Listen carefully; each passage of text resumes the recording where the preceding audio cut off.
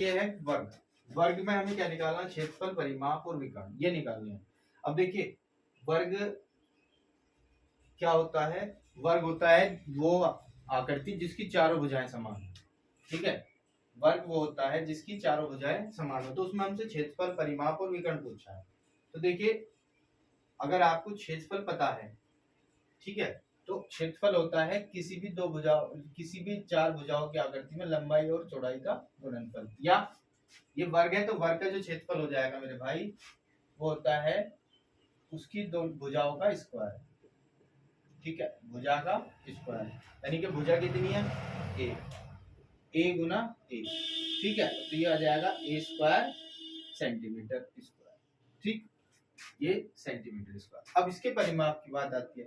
तो देखिए परिमाप मैं अभी बता रहा हूँ कि परिमाप जो होता है इसकी चारों भुजाओं का योगफल होता है।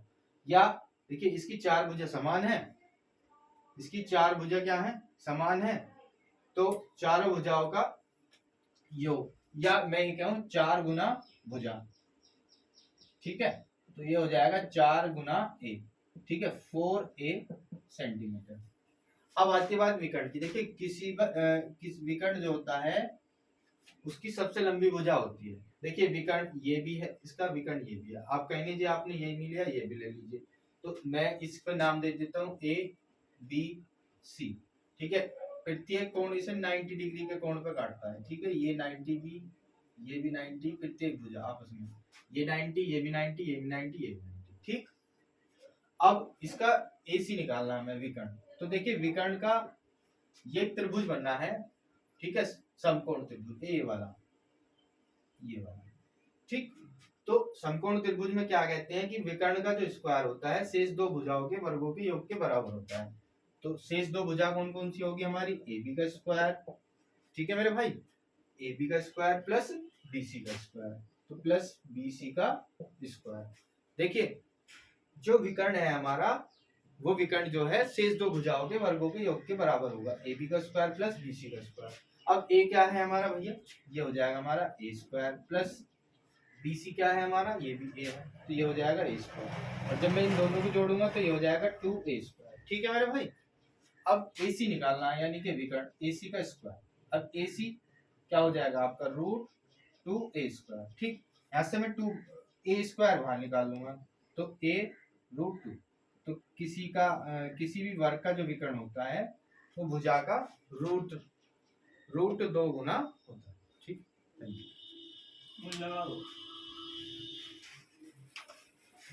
किसका चाहिए? उसका लौट लिया था। एक आयत, मुझे आयत का क्षेत्रफल और परिमाप निकालना। ठीक है, देखिए आयत और क्षेत्र, आयत का परिमाप और क्षेत्रफल। देखिए आयत में जो आयत का जो क्षेत्रफल होता है वो होता है लंबाई। ठीक है, लंबाई गुना चौड़ाई। किसी भी आयत का जो क्षेत्रफल होता है वो होता है मेरे भाई लंबाई गुना चौड़ाई।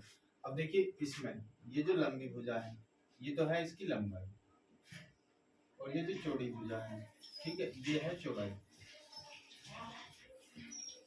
तो लंबाई कितनी है? 20 मीटर। ठीक है, चौड़ाई कितनी है? 15 मीटर। तो हो जाएगा 15 दूनी 30, 300 मीटर स्क्वायर। ठीक है, अब दूसरी बात है परिमाप ज्ञात करना मेरे भाई। तो देखिए परिमाप आयत का जो परिमाप हो, देखो किसी भी आकृति का अगर हमें परिमाप निकालना है, सपोज त्रिभुज का निकालना है, सपोज हमें किसी भी चीज का, किसी भी आकृति का, तो उसकी सारी भुजाओं को जोड़ दीजिए। जैसे इसमें चार भुजाएं हैं, A B plus B C plus C D. ठीक है, ये ए से बी, बी से सी, सी से डी और डी से ए। तो ये चार भुजाएं हैं इसमें, इन चारों भुजाओं को जोड़ दीजिए तो इसका परिमाप आ जाएगा। तो देखो ए से बी जितनी लंबी ये है उतनी ही लंबी हमारी ये होगी, तो ये भी 20 मीटर आएगी। जितनी चौड़ी ये है हमारी उतनी ही चौड़ी बच्चों ये होगी, तो ये 15 मीटर आ गई। ठीक है, तो इसकी चारों भुजाओं को जोड़ दीजिए तो A B plus B C plus C D और प्लस का डी। अब देखो ए बी कितना है हमारा भैया? 20 प्लस बी सी कितना है हमारा? 15 मीटर। ठीक, सी डी कितना है हमारा? 20 मीटर। ठीक, और डी ए कितना है हमारा? 15 मीटर। ठीक, तो जब आप इन्हें जोड़ेंगे तो ये आ जाएगा 20 और 20 40, ठीक, 15 और 15, ठीक है, 15 और 15 30 मीटर। तो कुल मिला के कितना आ गया, 70 मीटर आंसर आ गया। ठीक है, 70 मीटर।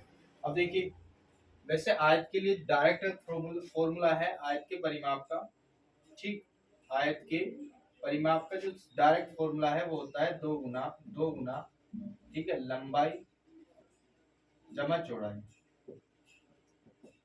2 गुना लंबाई जमा चौड़ाई। देखिए कहाँ से आया वो ये फॉर्मूला, देखो इसमें लंबाई 2 बार आ रही है, ठीक है, देखो एक बार ये वाली लंबाई आ रही है, एक बार ये वाली, इसमें चौड़ाई भी 2 बार आ रही है, ठीक है, तो दो चौड़ाई भी आ रही है, ये वाली चौड़ाई ये, तो इसलिए जो है 2 बार लंबाई है 2 बार चौड़ाई है, उनका योग है। बात समझ गए? तो मेरे भाई ये इसका फॉर्मूला होता है और आयत का जो क्षेत्रफल होता है वो ये होता है, ठीक है, समझ में आया होगा? ठीक है,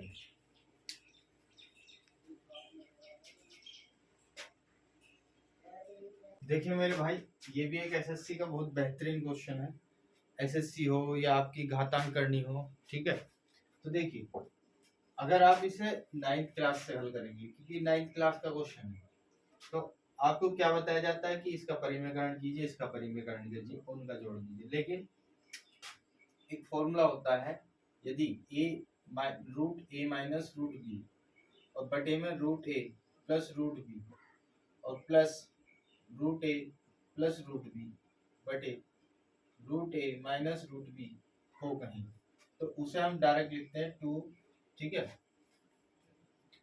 2 इंटू ए प्लस बी बटे ए माइनस बी। जब आप इसे हल करेंगे तो यही बनेगा, ठीक है, जब आप इसे हल करेंगे तो यही बनेगा, बात समझ रहे हो?